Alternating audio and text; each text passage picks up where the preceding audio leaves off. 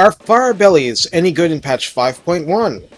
Firebellies haven't changed, but they didn't need to. They're awesome.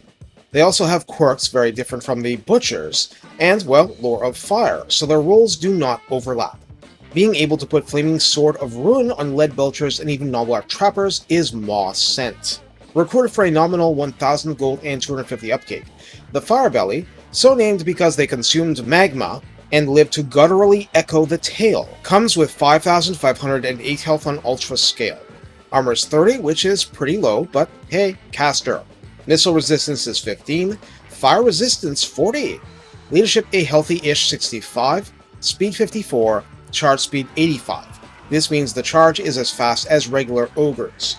Melee attack starts at 48 and is both magical attack and flaming attack, with medium splash target size, so basic cavalry and down. And max splash targets damaged is 6, which is better than the Slaughtermasters and Butchers, so competent in melee but not armored for it. Melee defense starts at 32, which is distinctly squishier than Butchers and way more so than Slaughtermasters. Weapon strength is 430, split between 130 base and 300 armor piercing, very healthy numbers. Charge bonus is 50 and mass is 2300. Siege Attacker causes Fear, Hide, and Forest Wall Breaker overcharge. You've heard it before, they've got it. As an embedded hero, the Firebelly has Scouting, increasing the chances of magic items dropping for use by your lords and heroes. The passive ability is Spread Control, because people respect these guys and the destruction they can wreak. This also means control is decreased in the enemy provinces. The first agent ability is Damage Walls. You're probably thinking, how did they put a useless ability like this with Ogre Kingdoms? I've seriously thought about this. Decoys. AI likes to protect areas that have been knocked out before the battle. Ogres can charge somewhere else. Easy peasy. The other abilities are Wound and Block Army, both having their situational uses. Specialist reduces the cost of these actions. The spell line is standard lore of fire. I mean that very literally, it is standard, with evasion and bog standard normal arcane conduit. Plus 5% speed and plus 5 melee defense are not wasted on this character, but lack of meat cleaver and extra ingredients will be felt.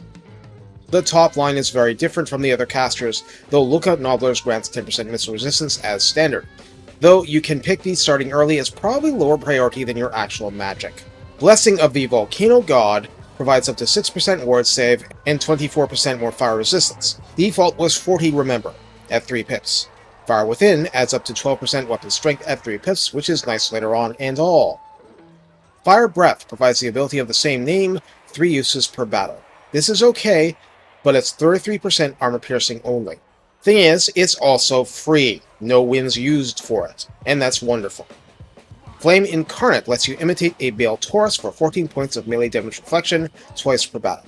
It's relatively minor, because you don't want to be in melee that long, but still. Eruption is a once per battle explosion around the Firebelly. It's flaming and magical but 0% armor piercing, so its main practical purpose is as an emergency escape valve from enemy blobs. At rank 20, you can pick from 5 mutually exclusive skills, and these are well worth covering. Wanderer provides an additional 10% to the embedded scouting ability, provides plus 20% speed, and grants Vanguard deployment. Considering that this is your walking magical artillery, and other speed boosts are possible too, this gets the Firebelly up to some pretty stupid speeds for a mage stuck on foot. Firebrand causes control plus 2 for your provinces, control mass 2 for enemy provinces, and adds causes terror to the unit in battle. The thing about adding to spread control is redundant. Incendiary adds 2 extra wall breaches, yay, and minus 10% cooldown 2 spells, which is a definite yay. Destroyer grants plus 10% chance to wound targets, grants armor sundering to melee attacks in battle, and has 4% weapon strength besides.